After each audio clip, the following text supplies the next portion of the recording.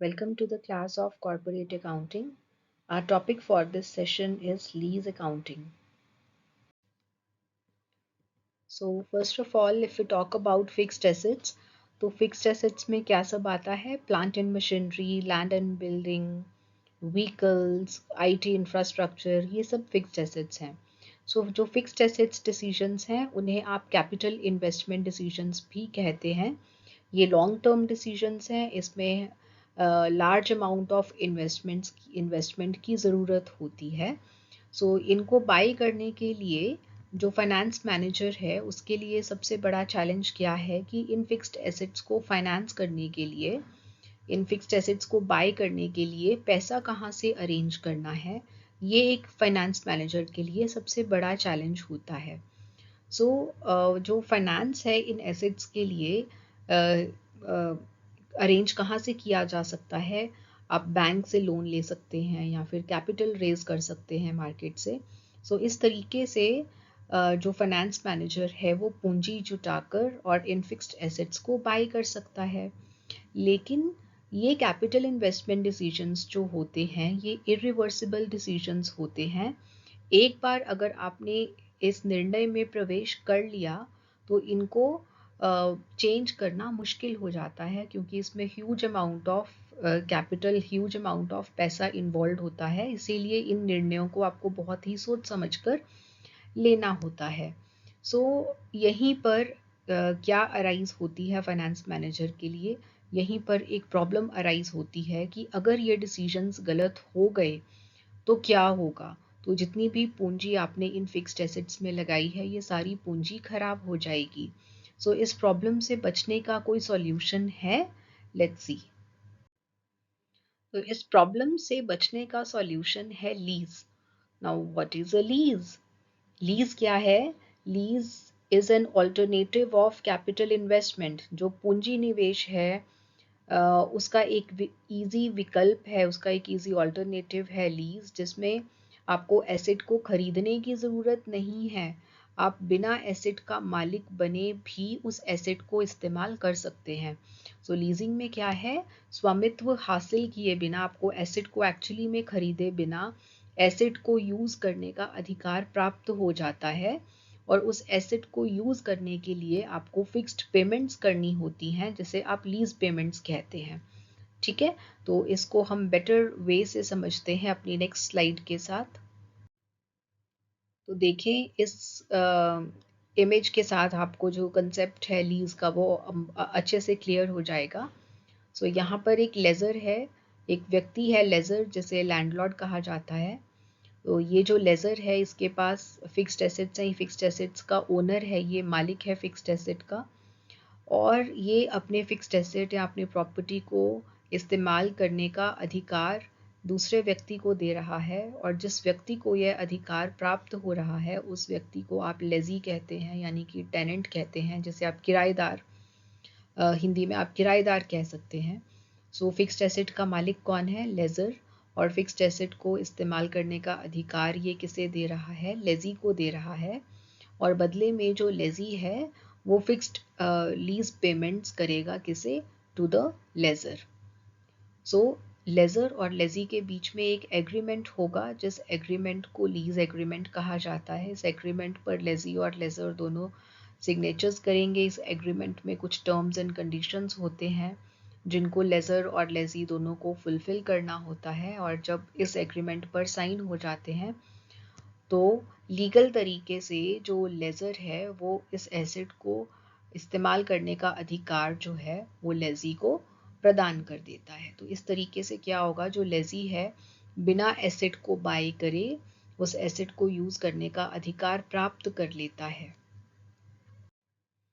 तो आप किस तरीके से लीज को एक्सप्लेन करेंगे? What is the meaning of lease? Lease एक ऐसा एग्रीमेंट है, एक ऐसा समझौता है जिस एग्रीमेंट के अंतर्गत जो लेज़र है, जो कि एसेट का मालिक है, वो लेज़ी को यानी कि किराएदार को एसेट को यूज़ करने का, इस्तेमाल करने का अधिकार प्रदान करता है for an agreed period of time. एक सहमत अवधि के लिए होता है ये एग्रीमेंट. 1 साल, 2 साल, 10 साल, 5 साल, इस तरीके से एक सहमत अवधि के लिए ये कॉन्ट्रैक्ट किया जाता है. और जो लेजर है वो हमेशा एसेट का मालिक बना रहेगा, the lessor will remain the owner of the asset. और जो लेजी है वो बिना एसेट का मालिक होने के बावजूद भी उसको एक अधिकार मिल जाएगा उस एसेट को यूज़ करने का, उस एसेट को इस्तेमाल करने का अप्रतिबंधित अधिकार मिल जाएगा। Now what is the accounting standard for lease? As I have already told you कि जो accounting standards हैं वो कौन prescribe करता है? Institute of Chartered Accountants of India, that means ICAI, ये accounting standards बनाता है। और इन accounting standards को बनाने का उद्देश्य क्या रहता है कि जो accountants की community है उन्हें ये पता चले कि स्पेसिफाइड केसेस में अकाउंटिंग किस तरीके से करनी है। तो एक तरह से अकाउंटिंग स्टैंडर्ड्स आपको गाइड करते हैं, गाइडेंस प्रोवाइड करते हैं कि आपको अकाउंटिंग किस तरीके से करनी है। सो लीज के लिए जो अकाउंटिंग स्टैंडर्ड है दैट इज़ अकाउंटिंग स्टैंडर्ड 19, जो कि ये बताता है कि किस तरीके से लीज के केस में आपको अकाउंटिंग एंट्रीज पास करनी है। Now what are the advantages of leasing? The first advantage is that it is a finance facility with no margin money. Now margin money का concept क्या है? मान लीजिए आपको एक एसेट बाय करना है 10 लाख का, तो आप अगर बैंक से लोन लेने के लिए जाते हैं तो बैंक आपको पूरे एसेट के अमाउंट का लोन नहीं देता है, उसमें से कुछ अमाउंट डिडक्ट कर लेता है। उस डिडक्शन को आप मार्जिन मनी कहते हैं। सो अगर हम ये वाला एग्जांपल देखें तो इसमें मार्जिन मनी क्या है? 2 lakh is the margin money. So lease के केस में मार्जिन मनी जैसा कोई कंसेप्ट नहीं है। यहाँ पे आपको फिक्स्ड इंटरवल्स पे लीज़ की पेमेंट्स करनी है, लेकिन कोई भी कटौती मार्जिन मनी की तरह यहाँ पर नहीं होती है। Second is no down payment. Down payment क्या है? जब आप कोई एसेट बाय करने जाते हैं तो ऑन द स्पॉट आपको जो पेमेंट करनी होती है उसे आप डाउन पेमेंट कहते हैं। तो लीजिंग के केस में डाउन पेमेंट जैसा कंसेप्ट नहीं है। आप जिस वक्त आपने इंस्टॉलमेंट्स पे करने का एग्रीमेंट किया है आप उस टाइम पे लीज पेमेंट्स करना स्टार्ट कर सकते हैं और इसमें डाउन पेमेंट जैसी कोई भी कंडीशन नहीं होती। The third advantage of leasing is that it is an additional source of finance. यहाँ पर अगर मान लीजिए किसी कंपनी की जो बोरोइंग लिमिट है वो एग्जॉस्ट हो चुकी है और वो मार्केट से और उधार नहीं ले सकती है वो कंपनी, तो ऐसे में ये कंपनी अगर फिक्स्ड एसेट को बाय करना चाहती है तो वो लीज पे बाय कर सकती है, उसे मार्केट से उधार लेने की ज़रूरत नहीं है और वो लीज पर एसेट बाय करके लीज पेमेंट्स करके अपने जो फिक्स्ड एसेट की डिमांड है उसे पूरा कर सकती है। Next advantage is tax benefits. इसमें टैक्स का लाभ मिलता है और वो किस तरीके से मिलता है? अगर हम लेज़र के पॉइंट ऑफ व्यू से बात करें तो लेज़र क्योंकि लेज़र जो है वो एसेट का मालिक है, तो डेप्रिसिएशन कौन क्लेम करता है? एसेट का मालिक क्लेम करता है, तो लेज़र को डेप्रिसिएशन का बेनिफिट मिल जाएगा। वो अपने प्रॉफिट एंड लॉस अकाउंट में डेप्रिसिएशन को एक्सपेंस क्लेम करके टैक्स की कटौती कर सकता है। और अगर हम लेज़ी के पॉइंट ऑफ व्यू से बात करें तो लेज़ी को हर महीने या फिर हर 6 महीने बाद लीज़ पेमेंट्स करनी है, हर फिक्स्ड इंटरवल्स के बाद लीज़ का रेंट पे करना है।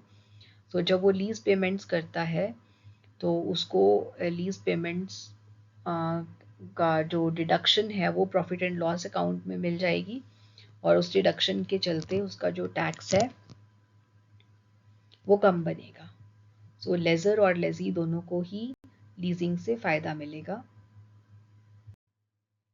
Next advantage of leasing is that it has minimum delay. इसमें ज़्यादा विलंब नहीं रहता।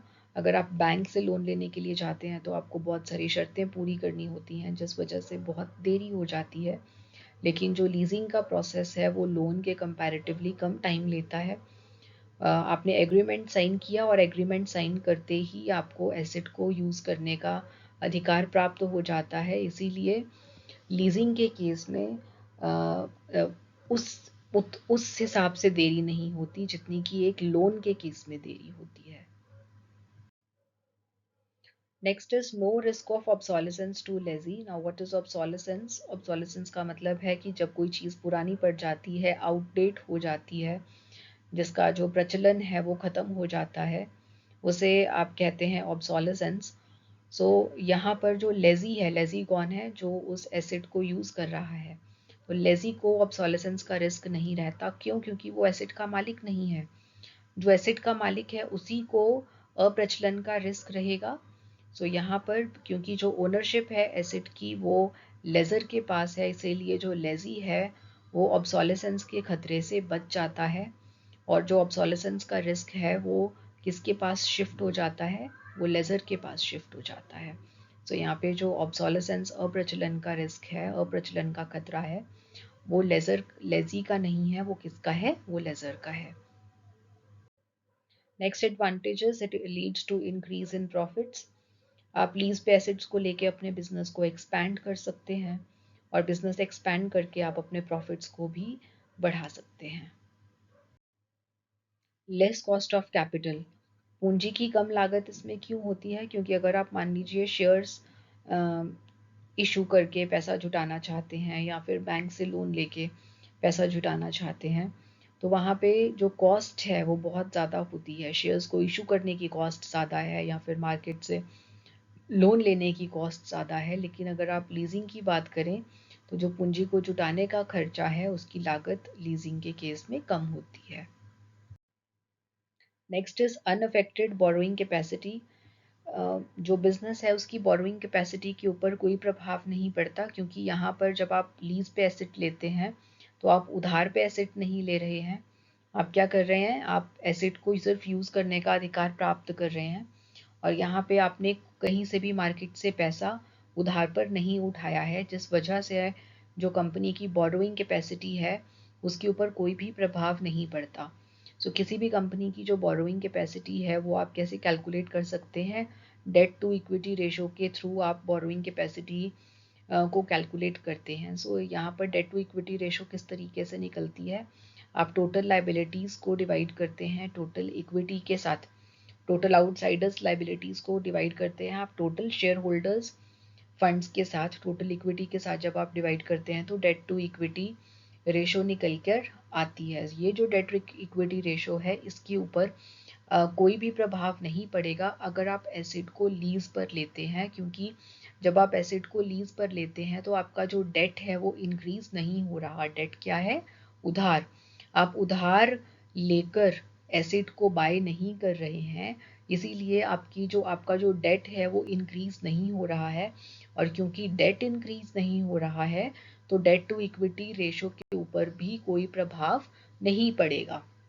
सो एक कंपनी अगर मार्केट से और उधार लेना चाहती है तो लीजिंग की वजह से उसके ऊपर, उसकी बोरोइंग कैपेसिटी के ऊपर कोई भी प्रभाव पड़ने वाला नहीं है। Next advantages, reduced tax liability of lazy.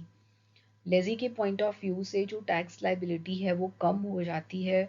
किस तरीके से? क्योंकि जो लीज रेंट पे कर रहा है, एक जो लेजी है जिसने एसेट को यूज़ करने का अधिकार प्राप्त किया है, उसको जो लीज रेंट्स हैं, जो वो लीज के लिए किराया पे कर रहा है, उसको उसकी डिडक्शन मिल जाती है in profit and loss account. Profit and loss account की डेबिट साइड पर लीज रेंट दिखाई देगा और क्योंकि ये एक एक्सपेंस है तो इस वजह से जो टैक्स लाइबिलिटी है वो ऑटोमेटिकली कम हो जाएगी। सो लेजी को टैक्स के केस में फ़ायदा मिलता है लीज पेमेंट्स की वजह से। Now here are the disadvantages of leasing. क्या दुष्प्रभाव हैं लीजिंग के? क्या नुकसान है लीजिंग के? So the first point is costly. Costly क्यों है? क्योंकि जो लीज रेंट्स हैं उसमें जो लेज़र है, जो एसेट का मालिक है, उसका प्रॉफिट मिला हुआ होता है। जो भी लीज रेंट डिसाइड होता है उसमें लेज़र का प्रॉफिट क्योंकि मिला हुआ होता है तो इसकी वजह से जो लेज़ी की कॉस्ट है वो बढ़ जाती है। उसका जो लेज़र का प्रॉफिट है उसको लेज़ी को बियर करना पड़ता है। Second is loss of salvage value. What is salvage value? जब एसेट की यूजफुल लाइफ खत्म हो जाती है उस टाइम पे जब आप एसेट को बेचते हैं, यानी कि एसेट की जो स्क्रैप वैल्यू होती है उसे आप सैल्वेज वैल्यू कहते हैं। सो मान लीजिए एक एसेट की जो लाइफ है दैट इज 5 ईयर्स। 5 ईयर्स के बाद जब आप उस एसेट को बेचते हैं तो उस एसेट को बेच के आपको क्या मिलेगा, क्या वैल्यू मिलेगी, उसे आप सैल्वेज वैल्यू कहते हैं। क्योंकि जो एसेट का मालिक है वो लेजी नहीं है, वो लेजर है, इसीलिए लेजी को एसेट की कोई भी सैल्वेज वैल्यू नहीं मिलेगी। लेजी की जो एसेट की सैल्वेज वैल्यू है वो किसको मिलने वाली है, वो लेजर को मिलेगी, ना कि लेजी को मिलेगी। No alteration in the asset according to need. So अगर लेजी चाहे तो उस एसेट में अपने हिसाब से परिवर्तन नहीं कर सकता। क्यों नहीं कर सकता? क्योंकि वो एसेट का मालिक नहीं है। इसीलिए अगर वो अपनी बिजनेस रिक्वायरमेंट्स के हिसाब से एसेट में बदलाव करना चाहे तो वो नहीं कर सकता है। No ownership on asset. Lessee का एसेट के ऊपर कोई भी स्वामित्व नहीं है, और क्योंकि उसका एसेट पर स्वामित्व नहीं है, सिर्फ उसको राइट मिला है, सिर्फ उसको अधिकार मिला है उस एसेट को यूज करने का, लेकिन उसको मालिकाना हक नहीं मिला। इस वजह से वो एसेट को ना बेच सकता है, ना ही उस एसेट में अपने बिजनेस की रिक्वायरमेंट्स के हिसाब से कोई परिवर्तन कर सकता है। Next is penalties on termination of lease. So अगर लेजी लीज का कॉन्ट्रैक्ट ब्रेक करता है, उसको तोड़ता है वक्त से पहले, उसे फाइन पे करना होगा। अनुबंध को अगर वो समाप्त करता है वक्त से पहले तो उसे पेनल्टी या फिर फाइन पे करना होगा। लॉस फ्रॉम ऑब्सोलिसेंस, अप्रचलन से जो हानि है वो किसकी होगी, इस बारे में हम पहले भी बात कर चुके हैं। ये देखिए जो ऑब्सोलिसेंस का रिस्क है, क्योंकि वो लेजी से लेजर के ऊपर शिफ्ट हो चुका है। सो लेजी के लिए ये एडवांटेज है और लेजर के लिए ये डिसएडवांटेज है। सो जब आप एडवांटेजेस की बात करेंगे वहाँ पे आप लेजी के पॉइंट ऑफ व्यू से एडवांटेज की बात करेंगे कि जो अप्रचलन का रिस्क है वो लेजी से लेजर के ऊपर शिफ्ट हो गया है। और जब आप डिसएडवांटेजेस की बात करेंगे तो यहाँ पर आप ये बात करेंगे कि लेज़र के लिए ये डिसएडवांटेज है, क्योंकि लेज़र एसेट का मालिक है। तो जो ऑब्सोलेसेंस का, अप्रचलन का जो खतरा है वो किसको बियर करना होता है, वो लेज़र को बियर करना होता है। सो एक के लिए एडवांटेज है और दूसरे के लिए डिसएडवांटेज है, इस बात का आप ध्यान रखेंगे। That's all for this session. Thank you.